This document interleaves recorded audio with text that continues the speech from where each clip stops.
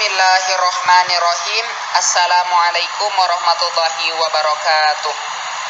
Hamdan wa syukron lillah, amma ba'du. Pertama-tama, selaku insan yang bertuhan, marilah kita panjatkan puji syukur kehadirat Allah Subhanahu wa Ta'ala, karena atas berkat rahmat dan hidayahnya lah kita masih bisa diberikan umur yang panjang, dan semoga kita selalu diberikan sehat walafiat. Amin ya rabbal alamin. Tak lupa pula sholawat serta salam kita curah limpahkan kepada Nabi Muhammad Sallallahu Alaihi Wasallam. Insya Allah beliau mengakui kita selaku umatnya nanti di akhirul zaman. Amin ya rabbal alamin. Perkenalkan, nama saya Amir Akasim selaku moderator dan pemateri pertama. Yang kedua ada Ana Pratiwi sebagai pemateri kedua. Yang ketiga ada Gina Novianti sebagai pemateri ketiga, dan yang terakhir ada Felia Ulpelina sebagai pemateri keempat. Kami akan membahas tentang manusia dan peradaban. Hakikat manusia dan peradaban. Hakikat manusia diartikan sebagai ciri-ciri karakteristik yang secara prinsipal membedakan manusia dengan hewan. Adanya sifat hakikat tersebut memberikan tempat kedudukan pada manusia sedemikian rupa sehingga derajatnya dari manusia itu lebih tinggi daripada hewan. Wujud sikap hakikat manusia. Yang pertama, kemampuan menyadari diri. Menyadari dirinya bahwa dia memiliki ciri khas sehingga dia berbeda dengan hewan. Yang kedua, kemampuan bereksistensi. Di sini adalah kemampuan menerobos dengan mengatasi batas-batas yang membelenggu pada dirinya. Membelenggu di sini adalah yang mengikat dirinya. Dia bisa menerobos semua itu. Yang ketiga, pemilikan kata hati. Kata hati ini bisa kita artikan dengan hati nurani, lubuk hati, dan lain-lain. Yaitu sebuah panggilan untuk kita melakukan hal yang seharusnya kita lakukan. Yang keempat adalah moral. Moral merupakan suatu perbuatan yang menyertai dengan kata hati. Yang kelima, tanggung jawab. Keberanian untuk menentukan bahwa suatu perbuatan sesuai dengan tuntutan. Yang keenam adalah merdeka atau rasa kebebasan. Merdeka adalah rasa bebas, tidak merasa terikat oleh sesuatu, tetapi sesuai dengan tuntunan kodrat manusia. Yang ketujuh, kewajiban dan hak. Kewajiban dan hak muncul dari manifestasi manusia sebagai makhluk sosial. Yang kedelapan, kemampuan menghayati kebahagiaan, di mana kebahagiaan sebenarnya itu tak mudah dijabarkan meskipun untuk mudah dirasakan. Manusia sebagai makhluk beradab. Manusia yang bertanggung jawab adalah manusia yang menyatakan bahwa tindakannya itu baik dalam arti menurut norma umum, baik di sini norma susila baik, norma agama baik, terus norma kesopanan baik, dan norma yang lain juga baik.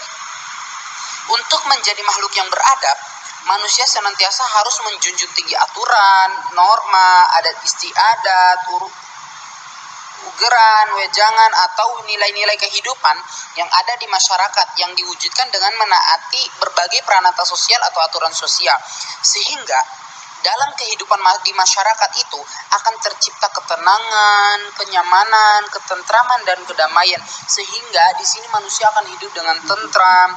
Itulah makna hakiki sebagai manusia beradab. Mungkin pemaparan materi dari saya cukup sekian. Selanjutnya akan dipaparkan oleh saudari Ana Pratiwi.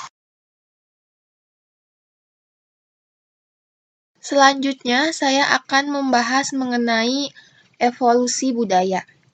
Kata evolusi sendiri berarti proses perubahan secara berangsur-angsur atau bertingkat, di mana sesuatu berubah menjadi bentuk lain, atau yang biasanya menjadi lebih kompleks atau rumit, ataupun berubah menjadi bentuk yang lebih baik.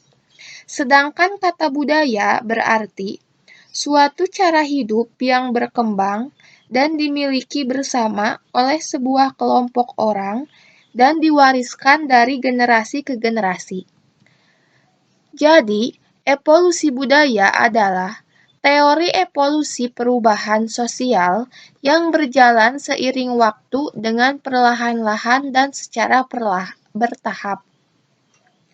Proses evolusi kebudayaan hanya dipandang dari jauh, yakni dengan mengambil jangka waktu yang panjang, misalnya beberapa ribu tahun yang lalu.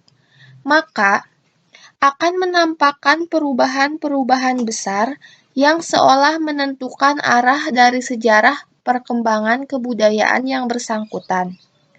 Perubahan-perubahan tersebut direkonstruksi dengan menganalisa sisa-sisa dari benda hasil kebudayaan manusia pada zaman dahulu yang antara lain digali dari lapisan bumi di berbagai tempat. Selanjutnya, ada wujud peradaban dalam kehidupan sosial budaya.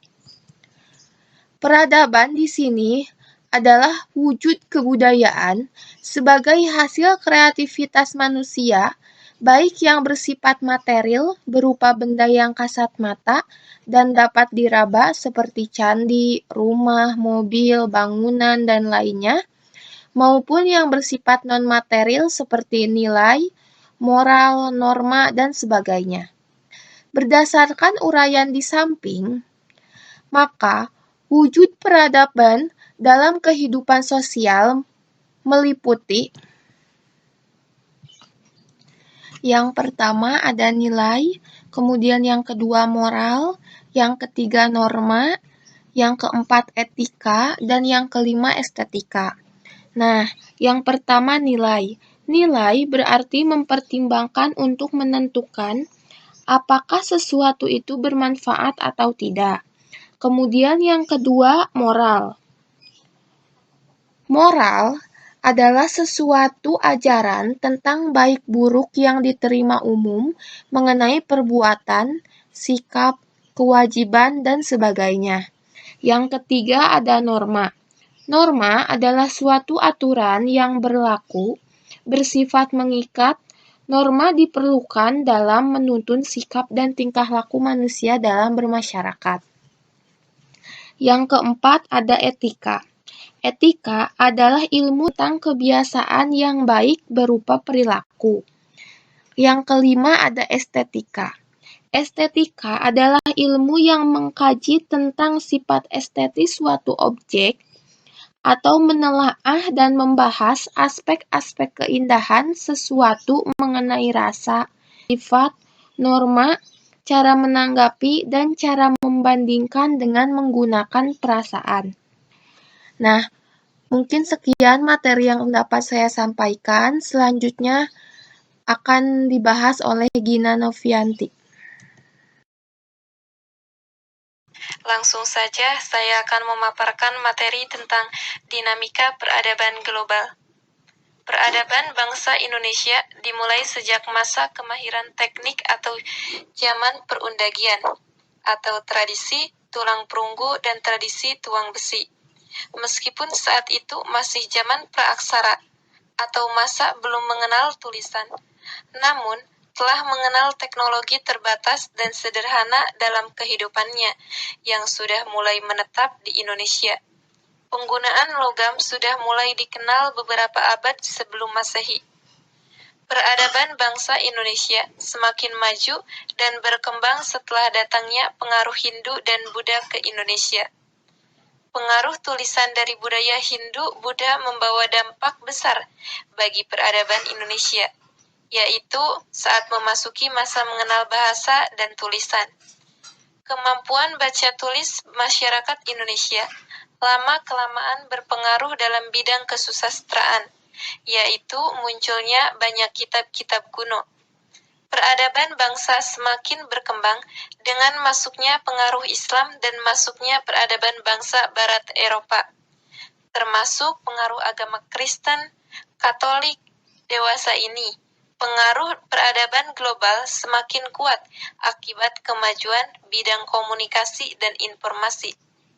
Terima kasih, mungkin hanya itu yang bisa saya sampaikan. Saya akan memaparkan materi mengenai problematika peradaban pada kehidupan manusia. Seperti yang kita tahu, arus modernisasi dan globalisasi adalah sesuatu yang pasti terjadi dan sulit untuk dikendalikan. Hal ini membawa pengaruh bagi seluruh bangsa di dunia, termasuk bangsa Indonesia. Problematika peradaban di Indonesia yang timbul akibat globalisasi diantaranya dapat dilihat dalam bidang bahasa, kesenian, juga yang terpenting yaitu kehidupan sosial. Akibatnya akan berpengaruh terhadap keberadaan kesenian kita yang akan mengalami peristiwa transkultur. Problematika lainnya adalah adanya kemungkinan punahnya bahasa di daerah tertentu, disebabkan penutur bahasanya telah terkontaminasi oleh pengaruh globalisasi. Oleh karena itu, Indonesia menghadapi kewajiban ganda, yaitu melestarikan warisan budaya, bangsa, dan membangun kebudayaan nasional yang modern. Tujuan akhir dari kedua kewajiban ini adalah masyarakat yang tidak hanya mampu membangun dirinya sederajat dengan bangsa lain, tapi juga tangguh menghadapi tantangan kemerosotan kehidupan akibat arus ilmu teknologi modern. Dan Indonesia juga harus mampu menghadapi tren global yang membawa arus ke pola hidup yang bertentangan dengan nilai-nilai luhur bangsa.